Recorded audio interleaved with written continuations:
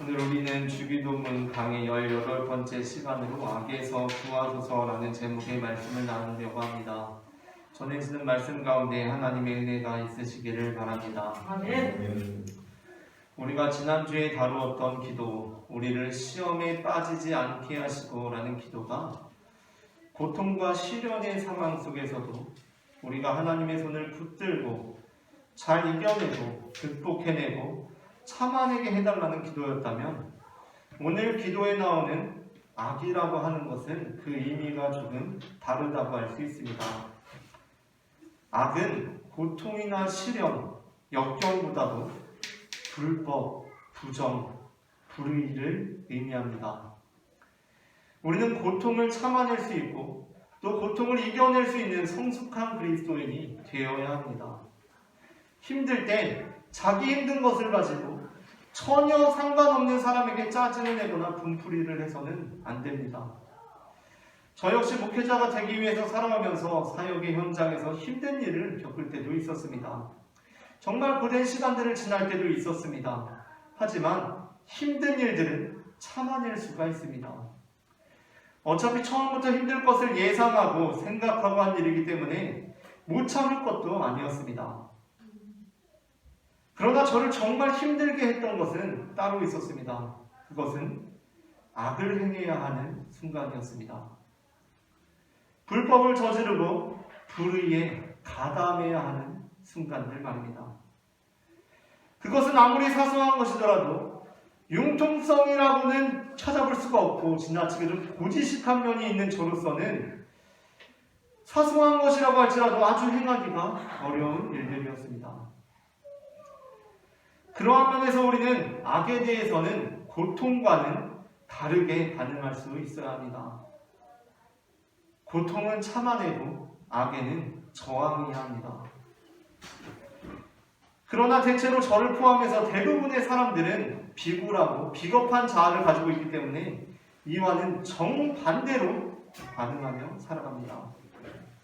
우리는 고통은 참아내고 악에는 저항해야 하는데 정반대로 고통에는 온갖 짜증을 내면서 악 앞에서는 쥐죽은 듯이 조용해지는 것이 바로 우리의 모습이라는 것입니다.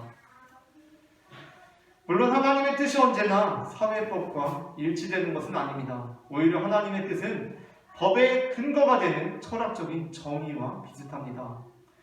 그러나 그렇다고 해서 하나님의 뜻이 학문적으로 추구되는 정의와 언제나 같은 것이라고 말할 수도 없습니다. 왜냐하면 하나님께서는 세상의 이치를 만드신 분이시기 때문입니다. 감독은 영화 안에 자신의 세계관을 구현할 수 있지만 자기 자신이 그 세계관의 통제를 받지 않습니다. 하나님의 일은 때로 세상이 말하는 불의 안에서 이루어지기도 합니다. 하나님의 일은 때로 세상이 말하는 불의 안에서 이루어지기도 합니다. 구급차가 생명을 살리기 위해서 속도를 위반하고 신호를 위반하며 도로 위를 질주하고 있습니다. 그러나 어느 누구도 그것이 불의한 일이라고 말하지는 않습니다. 물론 그 구급차가 불법을 저지른 것은 확실합니다. 그러나 불의하다고 볼 수는 없다는 것입니다. 하나님의 일 역시 마찬가지입니다. 우리는 때로 하나님의 일을 이루기 위해서 세상적인 의미의 불의를 행할 수도 있습니다. 하지만 하나님께서는 그 사람을 바라보시면서 불의하다고 나무라지 않으실 것입니다. 오히려 그 안에 있는 하나님의 뜻을 보시고 그가 착하고 충성되게 뱀처럼 지혜롭게 행하였구나 라고 칭찬하실 것입니다. 생명을 살려야 하는데 빨간불이라고 가만히 서서 발만 동동 구르고 있는 구급차 운전수 얼마나 답답합니까? 빨리 빨간불 지나서 가야 하는 것입니다. 하나님께서는 그가 불의를 저지른 것을 보시고도 참으로 착하고 충성되게 지혜롭게 행하였다 칭찬하실 것입니다. 하나님께서는 우리 삶의 겉으로 드러나는 현상이 아니라 그 안에 보이지 않는 모든 상황들의 관계까지도 살피시기 때문입니다. 그런데 바로 그렇기 때문에 우리는 하나님의 뜻을 위하여 사회적 불법과 어떠한 불의들을 저지를 수 있지만 그러한 불법과 불의들을 무릅쓸 때 이것이 정말 하나님의 뜻을 위한 것인지 아니면 나의 뜻을 위한 것인지 스스로 깊이 성찰해보고 돌아볼 필요가 있습니다. 하나님께서는 우리의 마음속을 속속들이 다 아십니다. 어떤 구급차가 도로 위에서 막 질주를 합니다. 그런데 알고 보니까 자기 빨리 식사하려고 가는 거였습니다. 얼마나 어이가 없습니까? 그래서 아니 식사하러 간다고 그렇게 질주를 하면 어떻게 하냐고 했더니 밥 먹는 게 생명과 직결되는 일이라면 오히려 궤변을 늘어놓습니다. 얼마나 말도 안 되는 소리입니까? 물론 밥 먹어야 사는 건 맞는데 밥 먹는 게 생명과 직결되는 일이니 그것 때문에 질주를 했다는 게 말도 안 되는 소리입니다. 그런데 사실 믿는 사람들이 아니 다른 사람 말할 것도 없이 여러분 스스로를 보기에는 어떻습니까? 저 스스로를 돌아볼 때 이럴 때가 있습니다. 사실 나 편하려고 그런 거면서 하나님을 위해서 한 거라고 할 때가 있습니다. 사실 나 좋자고 한 거면서 하나님을 위한 거였다고 둘러댈 때가 있다는 것입니다. 우리는 우리의 정욕을 위해 하나님의 이름을 망령되이 일컫는 일을 그만둬야 합니다. 그리고 이제 우리는 악에 저항하고 악과 싸우는 믿음의 성도들이 되어야 합니다. 아멘. 베드로전서 5장 8절부터 9절과 야고보서 4장 7절 말씀은 이렇게 말씀하고 있습니다. 먼저 베드로전서 5장 8절부터 9절의 말씀을 합독하겠습니다. 근신하라 깨어라 너희 대적마귀가 우는 사자같이 두루다니며 삼킬 자를 찾나니 너희는 믿음으로 굳건하게 하여 그를 대적하라. 아멘. 이어지는 야고보서 4장 7절입니다. 마귀를 대적하라. 그리하면 너희를 피하리라. 아멘. 그런데 악과 싸우기가 이게 매우 어려운 것이 악이 우리 삶에 능구렁이처럼 다가오기 때문입니다. 우리말에 능구렁이라는 재미있는 표현이 있습니다. 능구렁이는 굉장히 크고 혐오스럽게 생긴 뱀이고 또 성격도 굉장히 사납다고 합니다. 그래서 누구라도 능구렁이를 발견하자마자 완전히 경계심이 최대치로 올라가면서 도망치게 만드는 아주 무섭게 생기고 큰 뱀이라고 합니다. 하지만 우리말에서는 어떻습니까? 참 능구렁이 같다는 것은 경계심을 완전히 잃어버리게 한다는 의미입니다. 이 말은 능구렁이가 담을 넘어가듯이 모든 일을 스멀스멀 넘어간다는 뜻입니다. 어떤 사람에게 화가 났습니다. 그래서 다음에 만나면 아주 그냥 혼을 내줘야겠다고 생각했습니다. 그런데 그 사람이 능구렁이 같은 사람입니다. 그러면 우리는 그를 만나게 되었을 때 우리가 먹었던 마음처럼 화를 낼 수가 있습니까? 그 사람이 완전 능구렁이 같은 사람입니다. 그러면 우리는 매번 화를 내는데 실패할 것입니다. 그 사람이 이미 저쪽에서부터 나를 만나러 오는데 표정부터 몸짓부터 행동이 너무 능구렁이 같으니까 와서 화를 내려고 하는데 화를 낼 수가 없는 것입니다. 영화 신세계라는 영화에서 조직폭력배 영화고 너무 좀 잔인한 장면이 나와서 추천드리는 영화는 아니지만 그 신세계라는 영화에서 박성웅이라는 배우가 어떤 조직의 중간 보스 역할을 했습니다. 근데 이제 중간 보스다 보니까 완전 보스가 이제 죽게 되고 중간 보스들이 세력 다툼이 일어난 것입니다. 세력 다툼을 하다가 결국에 박성웅이 맡았던 그 이제 역할이 이제 경쟁 세력과의 싸움에서 밀리게 되어서 상대 진영에게 제거당하게 되었습니다. 상대 진영 애들한테 이제 제거를 당하기 전에 박성웅 배우가 담배 한 대 달라고 하면서 이제 완전히 기울었으니까 담배 한 대 달라고 하면서 이렇게 말합니다. 뭐 갈 때 가더라도 담배 한 대 정도는 괜찮잖아. 이렇게 말합니다. 이 말이 유행어가 되었습니다. 그래서 카페 같은 데 가다 보면 갈 때 가더라도 커피 한 잔 정도는 괜찮잖아. 이런 글을 볼 때도 있고 당구장에는 갈 때 가더라도 당구 한 판 정도는 괜찮잖아. 이런 문구들이 붙었을 때가 있습니다. 물론 그 영화에서 박성웅은 그 담배 한 대 마지막으로 태우고 정말 제거를 당합니다. 그러나 사실 제가 그 영화를 보면서 약간 예상해 볼 수 있었던 것은 무엇이냐면 그렇게 담배를 받을 때 박성웅이 담배를 받은 척 하다가 팔을 잡아서 공격을 하고 또 다른 애를 치면서 그 위기를 모면해서 달아나는 것이었습니다. 물론 그 영화에서 박성웅 배우가 메인 주인공이 아니었기 때문에 그럴 리는 없었겠지만 사실 대부분의 영화에서 택하는 작법이 무엇입니까? 이겁니다. 갈 때 가더라도 담배 한 대 정도는 괜찮잖아 해서 담배 줄 때 그 손을 잡아서 공격하는 것입니다. 그리고 그 위기를 모면하는 것입니다. 악은 우리의 귓가에 이렇게 속삭입니다. 너 갈 때 가더라도 담배 한 대 정도 괜찮잖아 라고 말입니다. 뭐 갈 때 가더라도 2,000원 정도 괜찮잖아. 라고 말합니다. 물론 2,000원 정도 괜찮습니다. 뭐 이제 곧 갈 사람한테 담배 한 대 못 주겠습니까? 200만 원도 아니고 20만 원도 아니고 2,000원 좀 어떻게 해도 어떻게 안 됩니다. 괜찮습니다. 그냥 하는 말이 아니라 2,000원 정도 그냥 아무렇게나 해도 아무렇지도 않습니다. 2,000원 어떻게 한다고 지옥에 가거나 하나님께서 그거를 따지고 계시지 않습니다. 그러나 우리는 그 2,000원이 2만 원이 되는 것을 경계해야 합니다. 그때 반드시 경계할 수 있어야 합니다. 어떤 금액으로 2,000원 되고 2만 원 안 되고 제가 지금 기준을 제시하는 것이 아니라 우리가 개인의 양심에 호소하는 그 악의 경계선, 그것을 우리는 감지할 수 있어야 한다는 것입니다. 요셉과 보디발의 아내와의 관계는 아마도 일반적인 종과 일반적인 주인의 아내와의 관계는 아니었을 것입니다. 본래 종과 부인의 관계는 그렇지 않음에도 불구하고 그들은 서로 집안에서 생활하면서 대화도 많이 하고 소통할 일도 자주 있었을 것입니다. 일반적인 종과 주인이 아니고 확실한 계급의 차이가 나는 상태에서 보디발이 갑자기 그 종인 요셉을 원하게 되었다기보다는 그런 아주 예외적인 상황에서 보디발의 아내의 마음이 요셉에게 흑심이 생겨난 것이라고 보는 것이 더 적절할 것입니다. 이미 그 내면에서부터 계급이 허물어진 것입니다. 요셉 역시 서로 호의적으로 대하는 그러한 상황 자체를 피하려고 하지 않았을 것입니다. 요셉은 성품상 친절했을 것이며 따뜻했을 것이고 미소가 아름다운 청년이었을 것입니다. 그러나 그 관계가 서로 친밀하고 친한 관계에서 일정한 범주를 벗어나려고 했을 때 그것을 감지할 수 있느냐가 관건이라는 것입니다.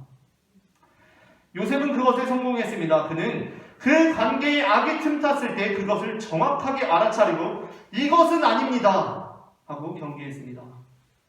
2,000원이 2만 원으로 건너뛸 때 그것을 알아차리는 것입니다. 옆집 부부하고 같이 식사 자리를 갖게 되었는데 남편이 옆집 여자가 집으려는 깻잎을 잡아줍니다. 요즘 이게 굉장히 화두라고 하더라고요. 깻잎을 잡아줍니다. 아니 집에서는 내 깻잎을 20년 동안 한 번도 안 잡아주던 사람이 남의 여자 깻잎을 왜 잡아주고 있습니까? 그것부터가 너무 이상한 거 아닙니까? 그런데 생각해보면 또 괜찮은 일입니다. 뭐 깻잎 한 번 잡아주는 거야 뭐 무슨 일이 일어나겠습니까? 요즘처럼 코로나 때문에 우리가 걱정해야 할 시기만 아니라면 깻잎 하나 잡아주는 건 괜찮습니다. 그리고 누구나 집에서와 밖에서의 행동이 다를 수도 있습니다. 우리는 왜 밖에서는 젠틀하면서 안에서는 그렇게 못하냐고 타박할 것이 아니라 안에서는 못해도 밖에서라도 젠틀하니까 다행스럽다라고 생각할 줄도 알아야 합니다. 그런데 문제는 무엇입니까? 깻잎으로 안 끝날 것 같은 불길한 예감입니다. 그러니까 이게 화가 나는 게 단순히 깻잎을 잡아준 것 때문에 화가 나는 것이 아닙니다. 악이라는 것은 능구렁이처럼 그 반경을 넓히기 시작하는데 깻잎이 상추쌈이 곧 될 것 같은 이 예감이 우리에게 든다는 것입니다. 2,000원이 어느새 2만 원이 되고 어느새 2만 원이 20만 원, 200만 원, 2천만 원이 될 거라는 것이 눈에 선하다는 것입니다. 악은 우리의 귓가에 이렇게 속삭입니다. 2,000원 정도는 괜찮잖아. 큰 돈 아닙니다. 2,000원 정도는 괜찮잖아. 물론 2,000원 괜찮습니다. 200만 원도 아니고 20만 원도 아니고 괜찮습니다. 정말로 괜찮습니다. 그러나 우리는 그때 그 2,000원이 2만 원이 되는 것을 경계해야 합니다. 악이라는 것이 말 그대로 악성 암세포처럼 퍼져나가는데 반대로 악성 암세포가 악처럼 퍼져나가는 것입니다. 2,000원이 2만 원이 되고 2만 원이 20만 원, 20만 원이 200만 원, 200만 원이 2천만 원이 됩니다. 그게 자기도 모르는 사이에 경계하지 않으면 그렇게 된다는 것입니다. 우리는 그것을 조심해야 합니다. 그래서 사도 바울은 그 경계심에 우리에게 아주 악은 어떤 모양이더라도 버리라 라고 그렇게 말씀하고 있습니다. 아멘. 데살로니가전서 5장 15절부터 22절 말씀입니다. 다 함께 합독하겠습니다. 삼가 누가 누구에게든지 악으로 악을 갚으게 하고 서로 대하든지 모든 사람을 대하든지 항상 선을 따르라. 항상 기뻐하라. 쉬지 말고 기도하라. 범사에 감사하라. 이것이 그리스도 예수 안에서 너희를 향하신 하나님의 뜻이니라. 성경을 소멸하지 말며 예언을 멸시하지 말고 범사에 대하여 좋은 것을 취하고 악은 어떤 모양이라도 버리라. 아멘. 그렇다면 우리는 이 능구렁이 같은 악을 어떻게 대처해야 합니까? 앞서 베드로전서 5장 8절부터 9절 본문 악을 대적하라 하고 데살로니가전서 5장 15절부터 22절에서 악을 버리라 라고 말씀합니다. 우리는 그것을 우리의 삶에서 어떠한 방식으로 행할 수가 있겠습니까? 어떤 사람들은 정말 악과 싸웁니다. 능구렁이가 발견되기만 하면 가서 아주 잡습니다. 물론 우리는 기도하는 집을 강도의 소굴로 만드는 자들의 상을 의자를 둘러 엎기도 해야 합니다. 예수님처럼 기도하는 집을 강도의 소굴로 만드는 자들의 상과 의자를 둘러 엎기도 해야 합니다. 보네포 목사님처럼 미친 운전사는 운전석에서 끌어내려야 합니다. 그것이 맞습니다. 그러나 우리는 우리가 때로 실수한다는 것을 솔직하게 고백할 수 있어야 합니다. 기도하는 집에서 장사하고 있습니다. 그래서 기도하는 집에서 왜 장사하고 둘러 엎었는데, 상을 뒤집어 엎었는데 그 안에서 몰래 예배드리고 있는 지하교회 성도들이 있습니다. 이들은 사실은 기도하는 집에서 장사하고 있었던 게 아니라 검열을 피하기 위해서 몰래 기도하면서 장사하는 척을 하고 있었던 것입니다. 얼마나 민폐입니까? 장사하는 척하고 있었는데 가서 장사하는 거 다 둘러엎어가지고 기도하는 거 다 발각됐습니다. 내가 스스로 악이라고 판단하고 정죄하고 심판하던 자들이 사실은 그 악이 아니라는 것이 발견되었을 때 내가 저 사람이야말로 이 시대의 히틀러라고 제거하려고 했는데 알고 보니 그게 아니면 우리는 그 책임을 어떻게 감당하겠습니까? 그래서 예수님께서는 우리에게 가르쳐 주시는 기도에서 악을 제거하라거나 악을 대적하라고 하시지 않으십니다. 오히려 악을 대적하라고 말씀하시는 그 의미가 무엇인지 우리에게 이렇게 다시 말씀하여 주십니다. 악을 제거하고 악을 대적하는 방법으로서 악에서 구해달라라고 기도하라고 하십니다. 여기서 주기도의 무력함을 느끼시는 분들이 계실지도 모르겠습니다. 악을 피하기만 하면 악이 더 만연해지지 않겠습니까? 하지만 우리는 온 세상을 주관하시는 하나님을 믿는 사람들입니다. 우리가 하나님을 믿지 않는다면 우리는 그렇게 말할 수 있습니다. 악을 피하면 악이 더 만연해지지 않겠냐라고 따질 수 있습니다. 우리가 하나님을 믿지 않는다면 그렇게 말할 수 있습니다. 그러나 우리가 하나님을 믿는 사람들이라면 우리는 정말 이 땅의 악을 뿌리 뽑기 위해 우리가 나서야 하지만 우리가 하나님을 믿는다면 그렇게 하지 않아야 합니다. 예수님께서는 우리가 나서지 말고 피하라고 하십니다. 마태복음 13장 24절부터 30절 가라지 비유에서 예수님께서는 좋은 씨를 뿌린 밭에 가라지가 나자 종들이 우리가 가서 이것을 뽑기를 원하시나이까? 라고 묻자 주인이 가만두라, 가라지를 뽑다가 곡식까지 뽑을까 염려하노라 라고 말했다는 비유를 가르쳐 주시고 계십니다. 마태복음 13장 28절부터 29절입니다. 다 함께 합독하겠습니다. 종들이 말하되 그러면 우리가 가서 이것을 뽑기를 원하시나이까? 주인이 이르되 가만두라, 가라지를 뽑다가 곡식까지 뽑을까 염려하노라. 아멘. 우리는 악을 뿌리 뽑는 것이 아니라 악과 함께 살아가면서도 악에 물들지 않는 법을 배울 수 있어야 합니다. 그리고 나아가서 악이 아닌 우리를 통하여서 놀랍게도 가라지가 알곡으로 변화되기를 기대해야 합니다. 악마와 싸우다가 악마가 된 사람들이 많이 있습니다. 악마를 싸우다가 악마를 딱 물리쳤는데 다 전투를 마치고 집에 가서 씻으면서 거울을 보니까 내 얼굴이 바로 그 얼굴이 되어 있습니다. 예수님을 믿는다는 것은 싸움닭이 되는 것이 아닙니다. 우리는 간혹 하나님을 믿는다고 너무 악과 싸우려는 경향이 있습니다. 그 2,000원 가지고 물그들어질 때가 있다는 것입니다. 지나치게 세상적 정의를 앞세우는 것입니다. 그러나 그것이 나의 정의인지 하나님의 정의인지 또 세상적 의미의 정의인지는 내가 아니라 하나님께서 판단하실 것입니다. 그러므로 우리는 악에서 구해주소서라고 기도하는 것입니다.